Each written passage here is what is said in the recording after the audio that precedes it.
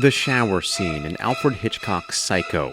Jack Nicholson's crazed expression in The Shining.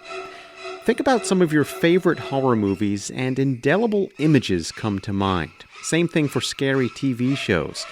But you don't need shocking visuals to terrify an audience. There's always been something extra creepy about old-time radio. I'm David First. We're taking a closer listen to the way sound is used to tell stories in a series of podcasts. This time we open the creaking door on the golden age of radio.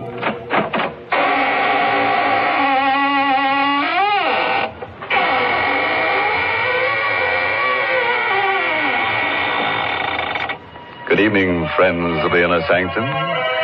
This is your host, opening the squeaking door for another... Anyone who has ever traded ghost stories around a campfire in the middle of the night knows you don't need big-budget visual effects to scare the daylights out of your friends. Before TV, before computers and the internet, the art of the scary story was perfected during the golden age of radio, when creepy shows like The Inner Sanctum and The Shadow captured the imagination of listeners huddled around their radios.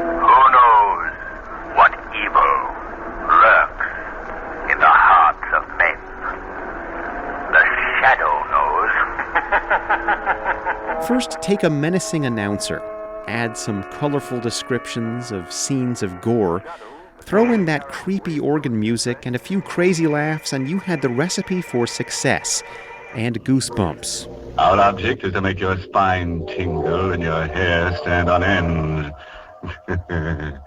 That's right. My name is Ed Walker, and I host a program of old-time radio shows called The Big Broadcast.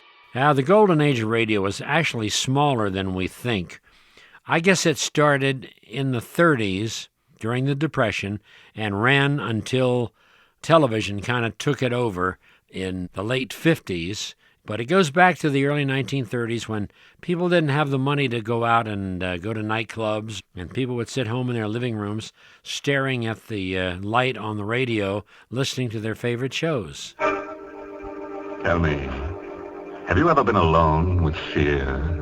Alone in the night and frightened? Radio seemed to specialize in tales of terror, dread, and horror.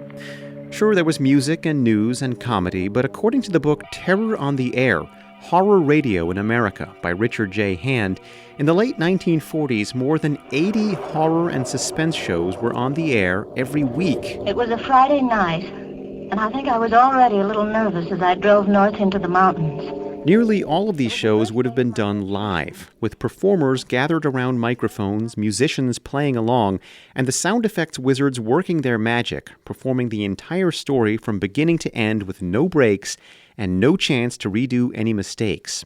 Like in live theater, it all added to the excitement of the performance. The sound men had scripts, just like the actors and the musicians, and they would have the sound effects written into the scripts. They were like punctuation marks. Footsteps going across the street or galloping horses. They had to get right on cue. If a guy hit somebody in the jaw, they had to connect with the guy on the mic going, oh, you know. It was very, very well timed, believe me. If the script called for footsteps, the sound men made footsteps. If the script called for something slightly more, well, gory, they had to come up with some creative ideas. You stab somebody, you stick a knife in a head of cabbage. They would listen to them on the mics and see if it sounded anything like they imagined that would actually sound like. They were very ingenious guys. There's actually a profound difference between the sounds, say, on radio and the sound design you do for motion pictures. Sound designer Ben Burt created sounds for classic Hollywood movies like the Star Wars series and WALL-E. In motion pictures, the sounds that are added to a movie are there to enhance images that are already there. In radio, the sounds are there to completely inspire an image in the mind of the audience. It really is a different creative relationship with sound. Of course, the wonderful thing on the radio is that because nobody was seeing what you were doing, you could find the way of making the correct sound without having to worry about anybody seeing what you were actually doing. Brian Belanger is the director of the National Capitol Radio and Television Museum. Standing at the museum's sound effects table, he demonstrates how some of the classic effects were done. In the golden age of radio, of course, sound effects were extremely important. The dramas that had extremely good sound effects tended to be ones that people liked better. So the first one I'll demonstrate is a little black box with a handle on top that makes the sound of a squeaking door, like for a haunted house.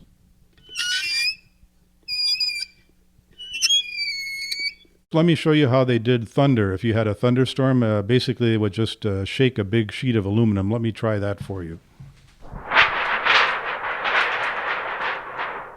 Now, if you had a cowboy show, of course you'd need the sound of horses' hooves, and that was a very simple matter of just taking some coconut shells and a board, and let me show you how that sounded.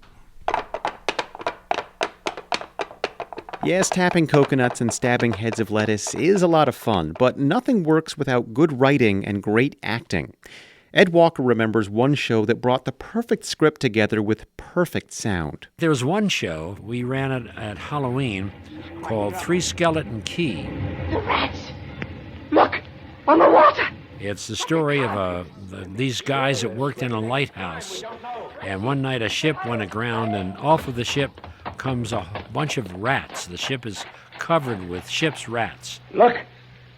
See them? No. Oh, yes, I do. Up at the other end of the rock. Look at them. Millions. They smell us. Here they come. Close the door. Can't. And they get into this lighthouse, and these guys are, trying to save themselves. And this show won a Sound Effects Award for the best sound of the year. They had the sounds of rats all throughout the program. How they did it, I never knew. But it was a classic. Scare you to death. The light was dim brown, filtered through the crawling mass that swarmed over the glass all about us. I could not see the sky. Nothing but them. Their red eyes, their claws, their wriggling, hairy snouts, and their teeth. The rats. What is it about radio that made it so scary? Why were there so many horror and suspense shows? Ed Walker thinks he knows. In radio, they call it the theater of the mind. It's like reading a good book. You can put your mind into what you're hearing, and that's what radio is all about. At least it used to be all about that. Brian Belanger agrees. As we're sitting there listening to the radio, we're creating this image in our minds, and we can create whatever image fits our own feelings about what's actually happening. And of course, a good drama show was able to do that. And a famous example of that was when Orson Welles did War of the Worlds in 1939, where they recreated this drama about Martians invading the Earth. I can make out a small beam of light against a mirror.